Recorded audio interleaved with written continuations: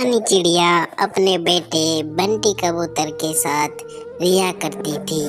रानी चिड़िया के पति की मौत एक कार एक्सीडेंट में हो गई थी। अपने पति के जाने के बाद रानी चिड़िया सब्जी बेचने का काम करके पैसे जोड़कर अपने घर को चला रही थी और अपने बेटे बंटी कबूतर का पालन पोषण कर रही थी। अरे माँ, मेरे पापा कहाँ पर हैं?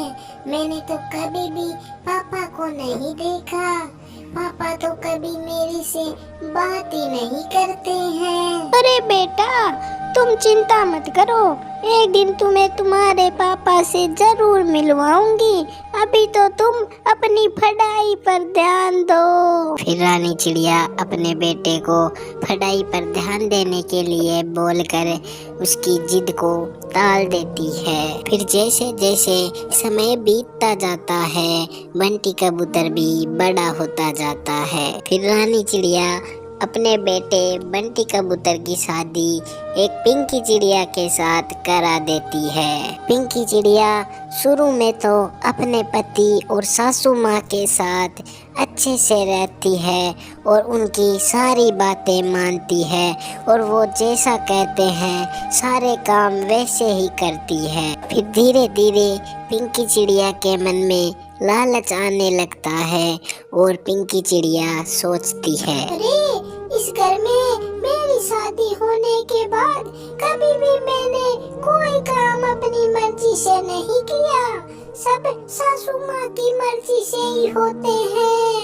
मुझे कुछ करना पड़ेगा, नहीं तो मैं कभी भी अपनी मर्जी से जीवन नहीं जी पाऊंगी। अरे हाँ, मैं अपने पति को अपनी सासू माँ के बारे में गलत सलत बातें बड़ा चढ़ा कर बोलूंगी। फिर मेरा पति अब मेरी सासू माँ को घर से निकाल देगा और इस घर में मेरा ही राज रहेगा। फिर रानी चिड़िया अपने पति बंटी कबूतर से अपनी सासू माँ के बारे में गलत सलत बातें बोलकर उसे अपने घर से निकालने के बारे में सोचती है। अरे सुनो, मैं इससे बोल रही हूँ कि अब माँ बूढ़ी हो गई है, इन्हें हमारे गांव के पुराने घर में छोड़ आओ। ये यहाँ पर अच्छी नहीं लगती है।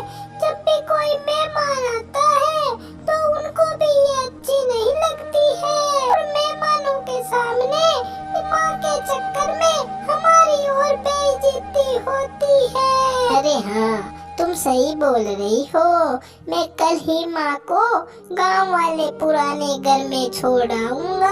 फिर बंटी कबूतर अपनी पत्नी पिंकी चिड़िया की बातों में आ जाता है और अपनी माँ को गांव वाले पुराने घर में छोड़ने के लिए तैयार हो जाता है। अरे माँ, तुम अब बहुत बूढ़ी हो गई हो और हम बहुत जवान हैं। जब हमारे दोस्त आते हैं हमसे मिलने के लिए तो आप उनके सामने अच्छी नहीं लगती हो, तो आप पुराने गांव वाले घर में चले जाओ।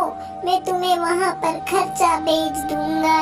अरे बेटा, ऐसी ही बात है तो कोई बात नहीं, मैं आज ही गांव वाले पुराने घर में चली जाऊंगी और खर्चा भेजने की कोई जरूरत नहीं है। मैं खुद कमा लूंगी और अपना पेट भर लूंगी। फिर रानी चिड़िया अपने गांव वाले पुराने घर में जाने के लिए तैयार हो जाती है। रानी चिड़िया को अपने बेटे की बातें सुनकर बहुत बुरा लगता है, लेकिन फिर भी रानी चिड़िया अपने घर को छोड़कर गांव वाले पुराने घर में चली जाती है। जब ये बात गांव के सरपंच कालू कौवा को पता चलती है तो गांव का सरपंच कालू कौवा बंटी कबूतर को अपने पास बुलाता है और बंटी कबूतर से बोलता है, अरे मूर्ख, मुझे तुझ पर धिक्कार है। मैंने कभी पहले तेरा जैसा बेटा नहीं देखा। तेरे पापा की एक कार एक्सीडेंट में मौत हो गई थी जब तू बहुत छोटा था। फिर तेरी माँ ने सब्जी बेचने का काम करके कैसे जैसे करके पैसे जोड़कर तुझे इतना बड़ा किया, तेरा पालन पोषण किया, तुझे पढ़ाया और तूने अंत में क्या किया, अपनी माँ को ही अपने घर से निकाल दिया। अरे तुम क्या बोल रहे हो? मेरे पापा की कार एक्सीडेंट में मौत हो गई थी, पर माँ ने तो मुझे कभी नहीं बताया और ना ही किसी और ने बताया।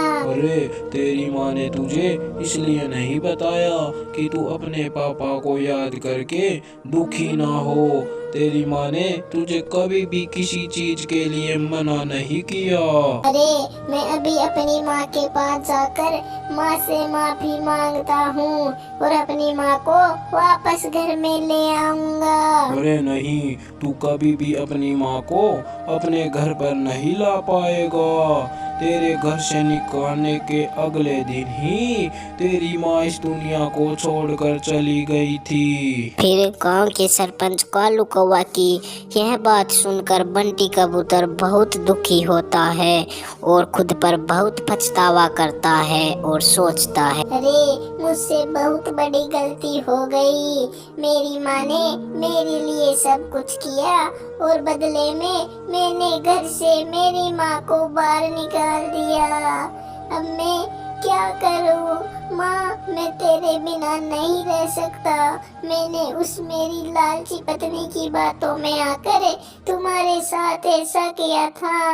माँ मुझे माफ कर दो, मेरे से गलती हो गई। फिर बंटी कबूतर खुद पर बहुत पछतावा करता है और अपनी माँ से माफ़ी मांगता है। लेकिन अब पछतावा करने से और माफ़ी मांगने से कुछ नहीं होने वाला था। तो दोस्तों हमें इस कहानी से यह शिक्षा मिलती है कि माँ जितना प्यार इस दुनिया में कोई नहीं करना चाहिए। हमें माँ के साथ हमेशा अच्छा व्यवहार करना चाहिए।